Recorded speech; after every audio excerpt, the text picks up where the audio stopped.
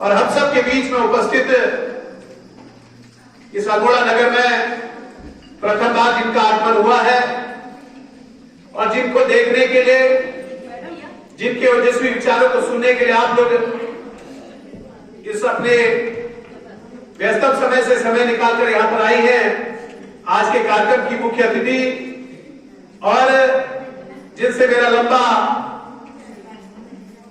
राजनीतिक अनुभव रहा है और जो लैंसडाउन से कांग्रेस पार्टी से चुनाव भी लड़ी थी, और आप सबको ये जानकर हर्ष भी होगा जो माननीय हम सब के नेता राहुल गांधी जी की भारत जोड़ो यात्रा थी, उसमें आप कन्याकुमारी से लेकर कश्मीर तक लगातार उनके साथ पैदल चली थी। ऐसी संघर्षशील और पार्टी के लिए हमेशा समर्पित हमारी प्रदेश की अध्यक्षा श्रीमती ज्योति रौतेला जी और उनके साथ आई हुई जिनके व्यवहार से मैं बहुत प्रभावित हुआ हूं, प्रदेश की सचिव मैडम हमारी यहां पर शिवानी जी, हम सब के बीच में उपस्थित इस महिला नगर कांग्रेस कमेटी की अध्यक्षा दीपा शाह जी, मेरे दोनों महिला कांग्रेस कमेटी की प्रांतीय महामंत्री सम्मानित हमारी रजनी टम्टा जी, लता तिवारी जी, इस कार्यक्रम का संचालन कर रहे हमारी पूर्व सभासद, पूर्व जिला अध्यक्ष महिला सम्मानित हमारी प्रीति बिष्ट जी, और हम सब के संगठन के यहाँ के मुखिया मेरे छोटे भाई भूपेंद्र सिंह घोष जी, हमारे नगर के प्रथम व्यक्ति नगर पालिका अध्यक्ष माननीय प्रकाश चंद्र जोशी जी, सम्मानित बाटोपुटी जी नगर अध्यक्ष जी, और मंच में विराजमान सभी सम्मानित हमारे अतिथिगण और मंच के सामने बैठे हुए सभी सम्मानित हमारे यहाँ की मातृशक्ति, हमारे वरिष्ठ कांग्रेसजन, मैं आप सबको नमन करता हूँ, प्रणाम करता हूँ। सबसे पहले मैं अपने अल्मोड़े की मातृशक्ति की ओर से, अल्मोड़े के कांग्रेस कमेटी की ओर से श्रीमती ज्योति रौतेला जी के प्रथम आगमन पर दिल की गहराइयों से हार्दिक स्वागत करता हूँ, हार्दिक अभिनंदन करता हूँ और अपनी मातृशक्ति का विशेष रूप से आभार प्रकट करना चाहता हूँ। यहाँ पर हमारे ऐसे ऐसे लोग बैठे हैं और विशेषकर सरकार की आली की महिलाएं यहाँ पर आई हैं, विमला बाराकोटी जी के नेतृत्व में, राजपुरा की हमारी बहनें आई हैं शोभा जोशी जी के नेतृत्व में, विनीता जी से लेके हमारे यहाँ पर चेयरमैन साहिबा बैठी है पूर्व की दीपा त्रिपाठी जी, हमारे सब लोग बैठे हैं, हमारे पूर्व जिला पंचायत, सबको जानता हूँ, तो आप सबका विशेष रूप से धन्यवाद देता हूँ।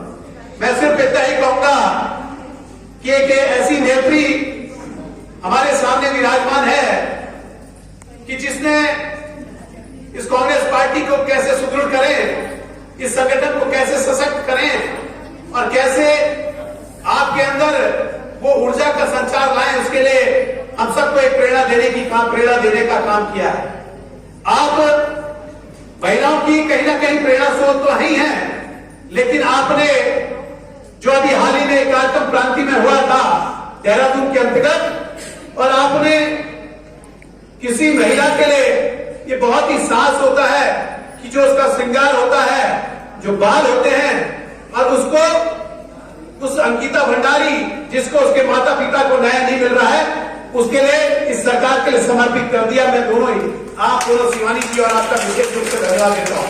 आपने निश्चित रूप से बहुत साहस का परिचय दिया और कहीं ना कहीं उन मातृशक्ति ने आपके साहस की शाबाशी भी दी होगी, और कहीं ना कहीं मैं जानता हूं क्योंकि हमारा ये उत्तराखंड की देवभूमि है, कहीं ना कहीं कुछ लोगों ने जो हमारी पुरानी परंपराओं में उन्होंने आलोचना भी की होगी, लेकिन हम सब आपको साधुवाद देते हैं, आपको बधाई देते हैं कि आपने उस नारी के लिए, उसको न्याय दिलाने के लिए अपने बालों की बलि को चढ़ाया। निश्चित रूप से आपको साधुवाद देते हैं और उम्मीद करते हैं कि आप राजनीति के उच्च शिखर तक पहुंचेंगे। बोलना बहुत चाह रहा था इस कांग्रेस के विचारों के बारे में, कांग्रेस की पृष्ठभूमि के बारे में, लेकिन समय की अवधि बहुत कम है, लेकिन आप सबसे निवेदन करना चाहता हूं, सम्मानित साथियों, हमारी लड़ाई एक ऐसी पार्टी से है जो पार्टी जुमलेबाजों की पार्टी है, हमें उससे सावधान रहने की आवश्यकता है और हमें लोग को जागृत करने की आवश्यकता है। आप देख रहे हैं कि आज जो मातृशक्ति जो हमारी एक स्वाभिमान का प्रतीक है। हमारा दीपावली का महोत्सव, हमारा दशहरे का महोत्सव आ रहा है। हम नव दुर्गा की पूजा करते हैं और आपको देवी स्वरूप मानते हैं, विभिन्न नौ रूपों में हम मानते हैं। और कहा भी जाता है कि यत्र नार्यस्ते पूजन्तु रमन्ते तत्र नेत्रौ, जहां नारियों को पूजा जाता है वही देवताओं का निवास होता है। तो वो आप नारी के स्वरूप के रूप में हो, देवी के स्वरूप में हो। लेकिन इस उत्तराखंड के अंदर उस नारी पर जब अत्याचार होता है, उस नारी के साथ अपमानित उस नारी को होना पड़ता है, उसके साथ गलत कृत्य होते हैं, तो आपको अपने स्वाभिमान के लिए लड़ने की आज आवश्यकता है। आज सवाल अंकिता का नहीं है। अंकिता के साथ तो हम लड़ाई लड़ ही रहे हैं कि उसको न्याय मिलना चाहिए। हमारी ज्योति रौतेला जी, आप सब लोग लड़ रहे हैं कि उसको न्याय मिलना चाहिए, उसके दोषियों को फांसी की सजा मिलनी चाहिए। उसको जो गरीब माँ बाप है, जिसने उस लड़की को कैसे परिवेश में पाला होगा उन आर्थिक विषमताओं के कारण, लेकिन उसने अपने रोजगार के लिए, अपने माँ बाप के आंखों को पोंछने के लिए उस होटल में रिसेप्शनिस्ट का काम किया। लेकिन उस भारतीय जनता पार्टी के जो वीआईपी नेता ने जो कृत्य किया और वो पुलकितार किया, वो अन्य लोगों ने उसको मजबूरन वहां पर जिस तरह का अत्याचार किया, उसके लिए हम लोग मांग कर रहे हैं कि इसकी सीबीआई जांच होनी चाहिए और उस भारतीय जनता पार्टी के वीआईपी का खुलासा होना चाहिए कि कौन वीआईपी वहां पर रहता है, किस वीआईपी ने भारतीय जनता पार्टी में ऐसा कृत्य किया। इसकी लड़ाई को आप सबको हमने लड़ना है। हम सब ज्योति रौतेला जी के साथ हैं, लेकिन इसके साथ साथ उस महिलाओं के सम्मान की बात को भी आज हमें करना है। मुझे बड़ा आश्चर्य होता है कि भारतीय जनता पार्टी के लोग कहते हैं आजकल अखबारों के माध्यम से, विभिन्न मंचों के माध्यम से, कि हम महिलाओं को उनके सम्मान के लिए विधानसभा के अंदर 33% आरक्षण दे रहे हैं, उसके लिए कानून बना रहे हैं, लोकसभा के अंदर कानून बना रहे हैं। ये आपका नहीं था, ये कांग्रेस के समय में से लगातार हम इसको लोकसभा के अंदर लाए हैं। लेकिन अल्पमत में होने के कारण हम लोग उसको बहुमत में नहीं ला पाए और उसको कानून प्रस्तावित नहीं कर पाए। आज आपने उसको कानून का रूप जरूर दे दिया है, तो दोनों शब्दों से पास कर दिया, हम धन्यवाद देना चाहते हैं। लेकिन आप सब लोग इस बात के लिए खुशी मत व्यक्त करिए। अभी तो उसकी जनगणना होनी है, परिसीमन होना है, कई चीजें होनी और सालों साल लग जाएंगे। ये सिर्फ 2024 को चुनाव को देखते हुए मातृशक्ति के वोटों को बटोरने के लिए किया जा रहा है। इस बात को जनता के बीचों में ले जाने किया जा सकता है। आपने देखा कि मोदी जी पिथौरागढ़ आए, अल्मोड़ा आए, ये बड़ा दुर्भाग्य होता है, कितना नारी का अपमान हुआ। अरे हम कांग्रेस के विधायक नहीं, हम इस अल्मोड़े के विधायक हैं। लेकिन जब रानीखेत के विधायक को बुलाया जाता है, जब सल्ट के विधायक को बुलाया जाता है, जब जागेश्वर को विधायक को बुलाया जाता है, तो हमने ऐसा क्या कर दिया था। हमारे भी तो प्रधानमंत्री है, दोराहाट और अल्मोड़े के विधायक को क्यों नहीं बुलाया। हम भी तो पुष्प देना चाहते थे, हम भी तो ज्ञापन देना चाहते थे। और तो और इस जिले की एकमात्र हमारी जो प्रथम महिला है, जिला पंचायत अध्यक्षा इस जिले की, उसको भी नहीं बुलाया गया। तो ये नारी का अपमान है, ये आप लोग का अपमान है। इस बात को भी आप सबको चर्चा में लाने किया जा सकता है।